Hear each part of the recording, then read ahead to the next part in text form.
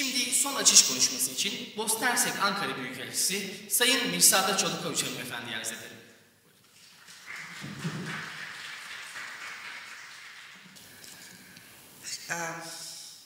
First of all, I want to thanks to Sibel Hanım.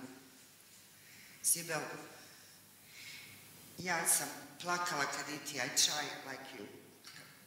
And we can cry, but we have to stop to cry. We have to fight for the truth. And to fight for all the truth about Bosnian suffering and what's really happened there in the 90s. I see here young Turkish girls and boys, of course. Once upon a time, I was in your age. And for me, whenever it's Srebrenica talking, I can cry and cry. But I'm trying to fight on different way without crying. Now I have to start my official talk. I apologize deeply because I'm a diplomat for so many years, but I don't speak Turkish. I have to continue to speak in English, but in any case, teşekkürler for all organizer, Your Excellencies, distinguished scholars, estimate colleagues, ladies and gentlemen.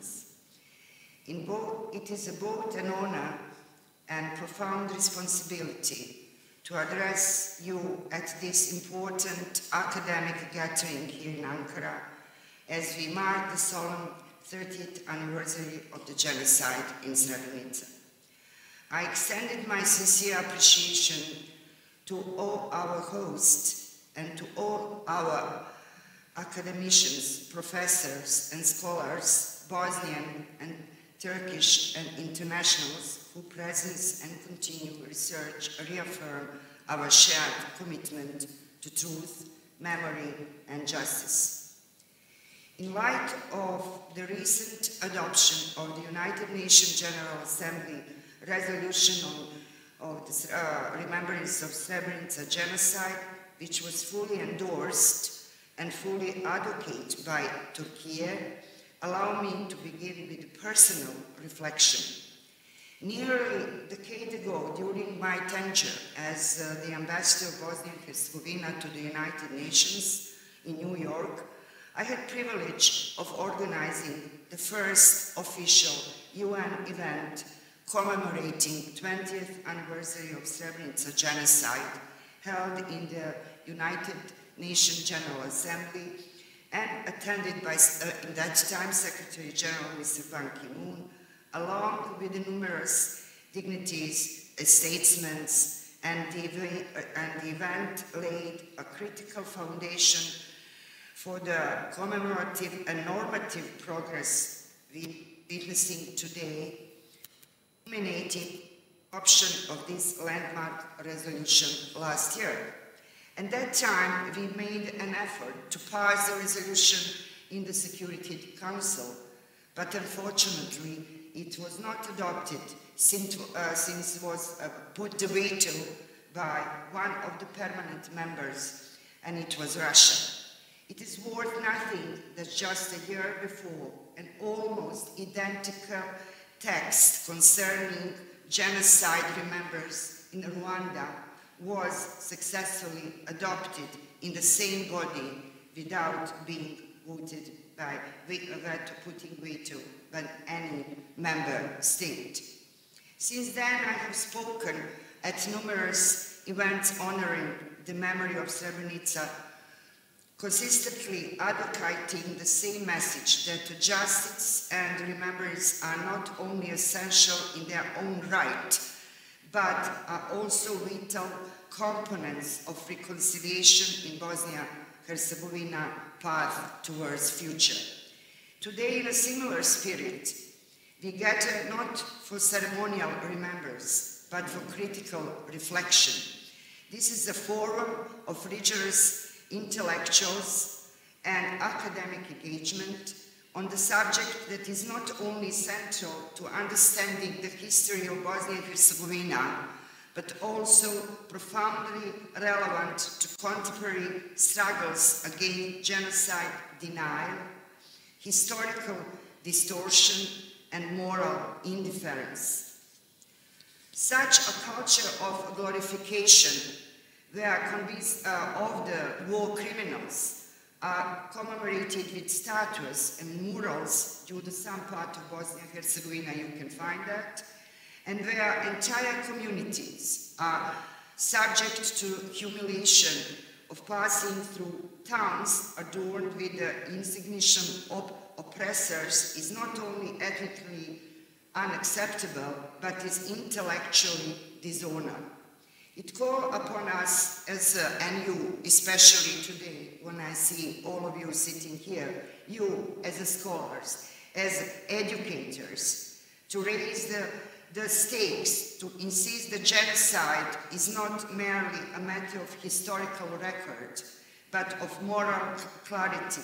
It is in this regard, I can repeat some words of the German Lippstadt, who his work was on Holocaust denial, remind us that those who deny genocide understand the power of history, which is precisely why they are seeking to rewrite history, what we are seeing today in Bosnia-Herzegovina and in all Balkans. The denial of genocide in Srebrenica is not only denial of death, it's denial of suffering, denial of dignity, and ultimately denial of identity. This underlines a crucial point that the academic study of genocide is not merely only retrospective endeavor, it is a prevention. As scholars of genocide prevention have long mentioned, denial is not the end of genocide, it is a stage of the genocide. Work of scholars studying in Bosnia and Herzegovina, in the Bosnian genocide, and Srebrenica in particular, is far from complete, what you are also showing today. It is not enough for academics and institutions to reactively affirm the truth. They must proactively put that in institutions. Sorry, I'm a little bit long. Let us also remember that ethical burden that comes with the scholarship is also existing. We cannot continue to outsource the burden of truth to few aligned researchers and activists. The battle against denialism must be collective, institutional, and persistent. And above all, it must be grounded in academic works. As we proceed with today's discussions, we need to be reminded that there is no symmetry in atrocity. As the Lipstick War, the so-called moral equivalence of all sides were declared equally, when they are saying that we are all equally guilty, serves only to erase the specificity of genocide and to undermine the moral responsibility of the people who did that.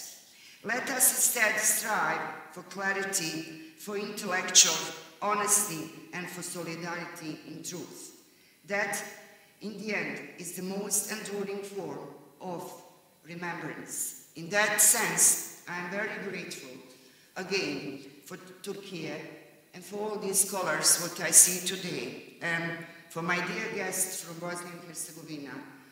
That's not only from Sarajevo, but of course from Tuzla, that I see all together, that we say the truth one more time, without crying or with crying, because Srebrenica is not only the history of my Bošnjak people, it's your history, it's the history of the people who in one moment had different name, just different name. They have been killed because they have been Muslim. Thank you very much. Thank you, dear Ambassador.